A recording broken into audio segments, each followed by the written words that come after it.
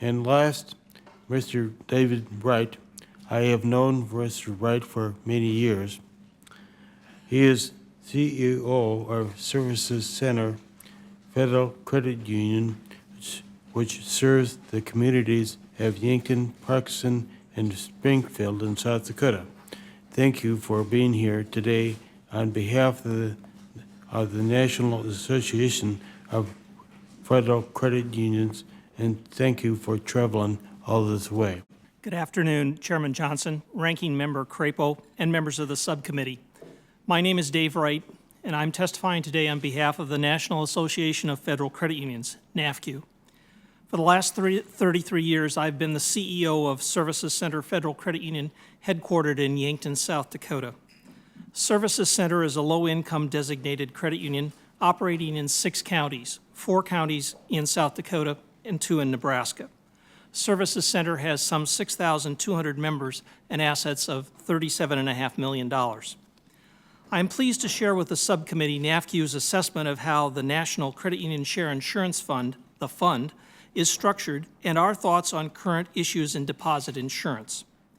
NAFCU believes it is imperative that there be parity in the coverage levels between the FDIC and the Share Insurance Fund.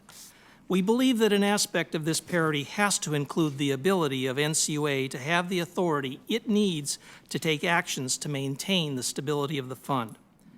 As part of the Emergency Economic Stabilization Act, Congress increased the coverage on FDIC and NCUSIF insured accounts to $250,000 through December 31st of 2009.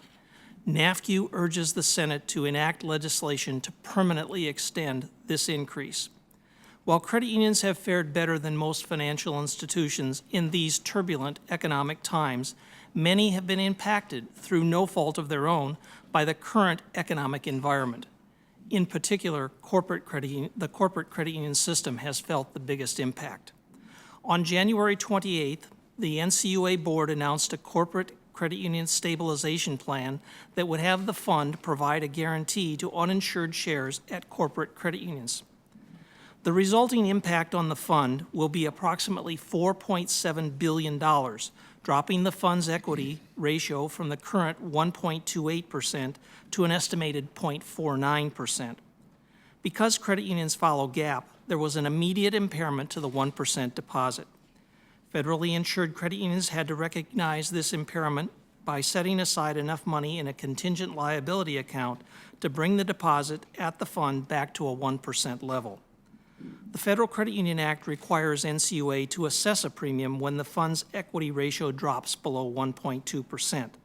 That premium assessment must occur before the end of 2009, and NCUA intends to bring the fund's equity ratio up to 1.3% by assessing a premium of 0.3% later this year.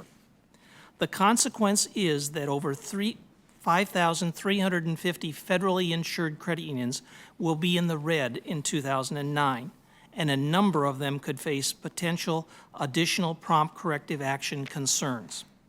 NAFCU urges the Senate to enact a change to the Federal Credit Union Act to establish a restoration plan period for the fund.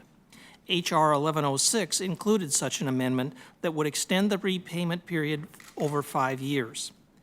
NAFCU also urges the Senate to provide the fund an increase in borrowing authority from the Treasury Department.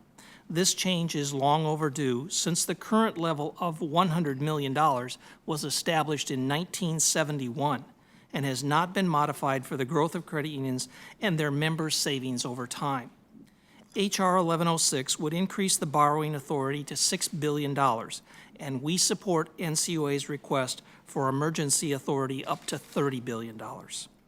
NAFCU believes that NCUA and Congress should work to find additional ways to help stabilize the corporate credit union system outside of using the fund. In particular, NAFCU supports an amendment to the Federal Credit Union Act which would allow NCUA to use funds from the Central Liquidity Facility directly to help the liquidity and capital needs of all credit unions, including corporate credit unions. This change, if coupled with some form of flexibility on OTTI accounting, would go a long way towards helping credit unions. We would welcome the opportunity to work with the committee to address this issue. In conclusion, NAFU continues to support an independent fund. Furthermore, we believe Congress must make the temporary increase in deposit insurance coverage permanent. Actions by the NCUA to help stabilize the corporate credit union system using the fund threaten to put a strain on natural person credit unions. We believe legislative relief in the form of extending the repayment time, increasing the borrowing authority of the fund, and modification of the Federal Credit Union Act as it relates to the CLF are all steps that will help the continued stability of the fund. Thank you for the opportunity to appear before the subcommittee today. I welcome any questions you may have.